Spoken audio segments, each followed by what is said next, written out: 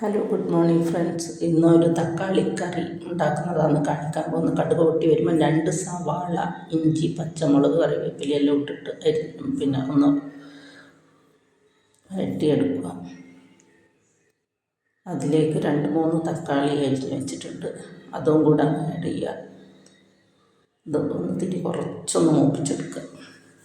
അതിലേക്ക് ആവശ്യത്തിന് ഉപ്പ്, മഞ്ഞൾപ്പൊടി, മുളക് പൊടിയൊക്കെ എടുത്ത് വെച്ചിട്ടുണ്ട്. അപ്പം ഇത് മൂത്ത് വരുമ്പോൾ അതും കൂടെ അതിലേക്ക് അങ്ങ് ആഡ് ചെയ്യുക. ഒരു 2 മിനിറ്റ് നേരം ഇളക്കി കൊടുക്കുക. അതിനുശേഷം ഏകദേശം ആ കട്ടയിൽ തന്നെ ഒരു 2 കപ്പോളം വെള്ളം ഒഴിച്ച് കൊടുക്കുക.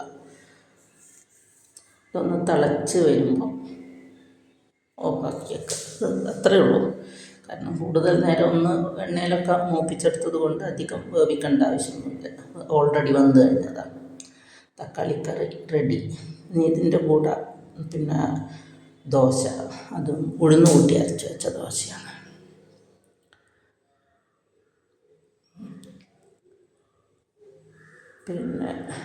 എന്താ കണ്ടോ, നന്നായിട്ടില്ലേ ദോശയും തക്കാളിക്കറിയും അടിപൊളി ടേസ്റ്റാണേ. ദോശ ഉഴുന്ന് കൂട്ടിയ ദോശയാണ്. നമ്മുടെ തക്കാളിക്കറിയും ദോശയും തയ്യാർ. നല്ല ടേസ്റ്റാണ്.